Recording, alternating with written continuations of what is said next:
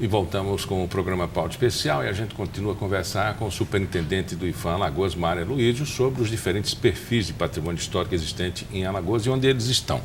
E para reconhecer o passado é preciso a gente também fazer uma avaliação do futuro e uma avaliação crítica, aquilo que você trouxe à tona.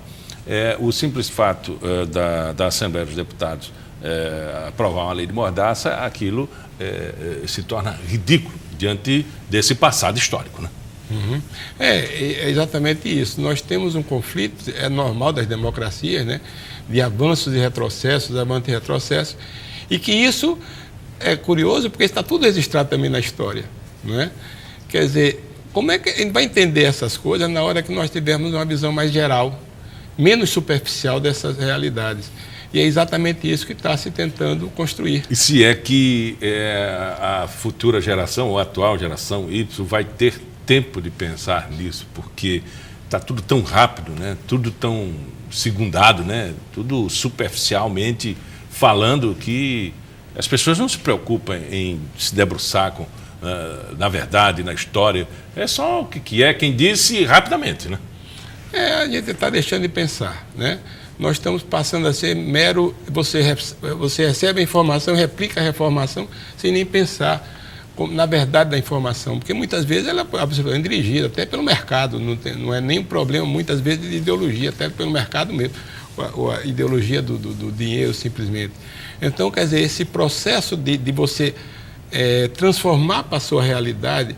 Eu me lembro bem que Ariano Suassuna, logo eu era estudante da escola, e falou uma coisa interessantíssima, que a coisa mais interessante da Lua, de comentários sobre a conquista da Lua, foi um cordel que ele comparava o astronauta, um cangaceiro, com a estrela na testa brilhando. Quer dizer, ele pegou aquela informação e transformou para a realidade dele. É isso que nós temos que fazer. Pegar a informação e ver como é que como é que você se acultura aquela informação. Tem coisas curiosas que nós não podemos dizer que é verdade, né? Mas que, por exemplo, na América Central, não entenderam os cavalos, por exemplo, porque não era da realidade dele. Não entenderam as caravelas quando chegaram no Brasil. Os índios não entenderam o que era aquilo, porque não tinha nada a ver com o que eles tinham como realidade. E até se aprender dessa realidade, levaram muito na cabeça, né?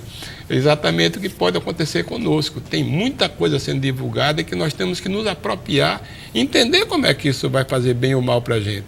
Como é que essa informação vai se processar? A que ela serve? Porque nada é de graça. Nenhuma informação é de graça. Nenhum ato é gratuito. Ele sempre tem um passado e tem uma perspectiva de futuro. E se a gente entender o passado, a gente perde a perspectiva de futuro. Daí a importância fundamental desse estudo. E nós temos sorte realmente nesse momento, eu acho que temos sorte. Quer dizer, primeiro temos uma administração na minha instituição, com o IPHAM, muito mais moderna do que era 20 anos atrás. Quer dizer, a instituição hoje em dia ele ganhou uma repercussão muito maior. Entender o patrimônio material é uma coisa nova, né? Porque nós não analisávamos isso, é monumento, aquela coisa estagnada, né? Como se simplesmente... Estrutura física, né? Como o processo construtivo fosse a coisa mais importante, não que gerou aquele objeto, aquela coisa, né? E temos também um governo realmente, nesse momento, muito sensível a isso. Eu vi um fato que me deixou, que eu nunca tinha visto em Alagoas. Nós fomos inaugurar o Pátio do Carmo, né? Foi uma obra do PAC, uma obra nossa, e na visita à igreja do Carmo, o governador, naquele momento, se prontificou a restaurar a igreja matriz de Marechal, que é uma obra de 3 milhões e alguma coisa. Quer dizer, eu nunca tinha visto isso no governo de Estado. Só se espera da União, né? Exatamente. Então, quer dizer, e não era tombado pela União, a cidade sim, mas o monumento não em si, né? Então, essa boa vontade com isso revela uma outra estágio, né, que nós estamos vivendo. Porque temos que tratar o nosso passado com mais respeito, né? Não adianta. E uma configuração que vi em determinado momento, com uma oportunidade que fiz uma pesquisa, para saber se o povo alagoano tinha se apoderado da sua estrutura, da sua história, da sua cultura imaterial, perguntando uma coisa simples: quem eram aquelas figuras ilustres do Memorial à República? Muita gente dizendo que era o Guerreiro e o Fandango, enfim, não sabia nem quem eram aqueles aqueles personagens, como muita gente que mora hoje em Ipioca não sabe quem era Floriano Peixoto e assim por diante. Então, eu acho que a gente, nesse reconhecimento, no novo do imaterial, né, da cultura, do jeito de fazer, né? A noção de pertencimento, de sua culinária, né, de seus valores, realmente, né? E tanto é que o turismo tem crescido muito nesse sentido, não no material, na estrutura física, mas saber mais sobre as pessoas. Não temos que nos valorizar. Vou dar um exemplo culinário, acho curiosíssimo. Nenhum restaurante chique ou importante da nosso país inteiro serve, por exemplo, feijão no cardápio. Feijão só coisa exótica de fim de semana. Eu que não como todo dia. Mas toda a culinária dos restaurantes é culinária que veio de fora. O que nós nos apropriamos e produzimos não serve, porque não é chique comer, por exemplo, um feijão com farinha num restaurante importante. Mas tem muita coisa exótica também, que é valorizada. Por exemplo, macaxeira, né? A macaxeira está na nossa vida o dia inteiro. Mas é uma coisa agora. Farinha. Mas recentemente está trabalhando com isso. Inclusive tem muitos chefes agora trabalhando, né, com coisas fantásticas, reproduzindo, tem um nomezinho, né? Fusion, alguma coisa. Você pega os produtos da terra e dá uma nova forma. Mas o tradicional a gente não vê nos restaurantes. Não é, a não ser questão de segunda categoria, mas de primeira categoria nunca tem. Você acha que é uma desvalorização? Né? É porque exatamente, como você não se conhece... Santo de casa não faz milagre, aquela história. Como você não se conhece, você não valoriza. Acho que as coisas vêm como se fosse uma coisa natural. Você muitas vezes expurga, né, alguns momentos históricos que nós achamos hoje em dia absolutamente incorretos, como a própria escravidão.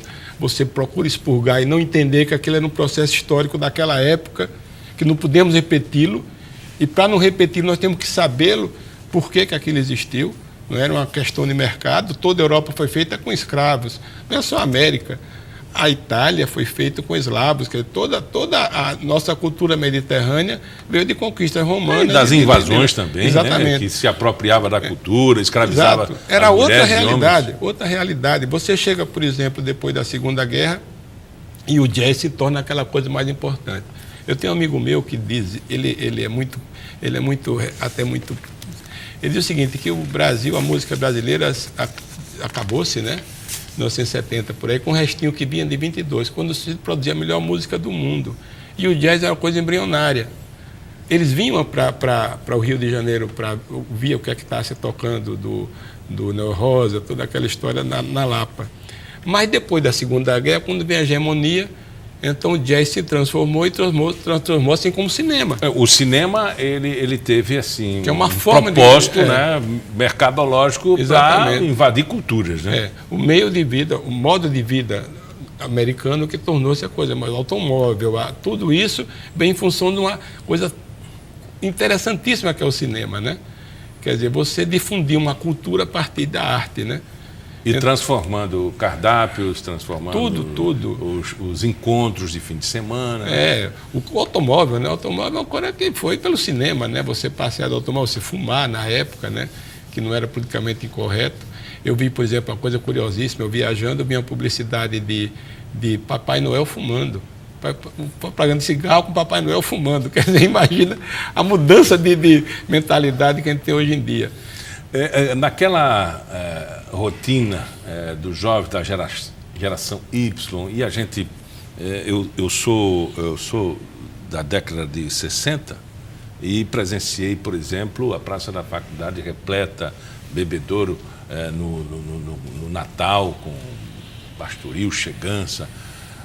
E tenho presenciado, por exemplo, no Museu Theo Brandão, as apresentações, cada dia menos gente. Poucas pessoas prestigiando.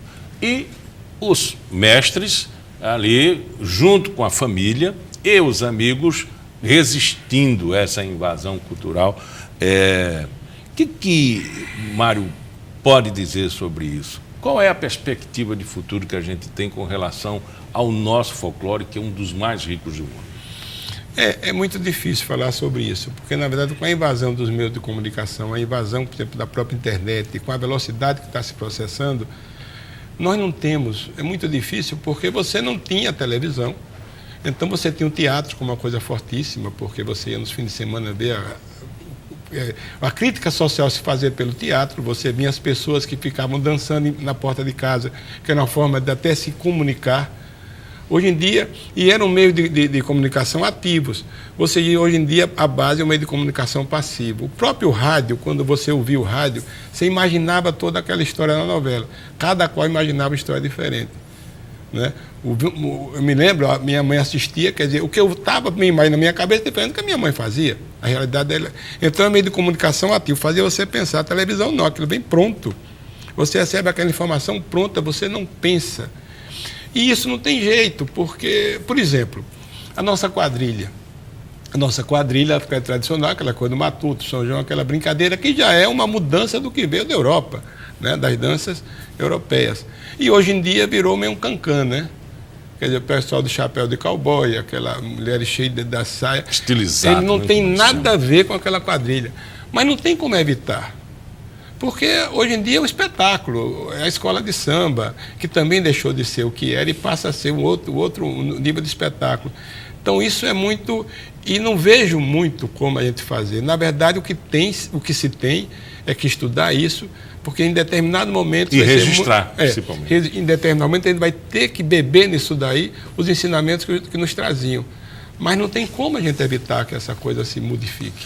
Bom, conversamos com o Mário Aloísio, ele é superintendente do IPHAN, falamos sobre os valores do patrimônio histórico alagoano, material e imaterial. Muito obrigado pela entrevista. Obrigado a você e a todos os ouvintes. E o Pauta Especial fica por aqui. Voltamos no nosso próximo encontro às 11h30 da manhã, com reprise às 4h30 da tarde. Até lá.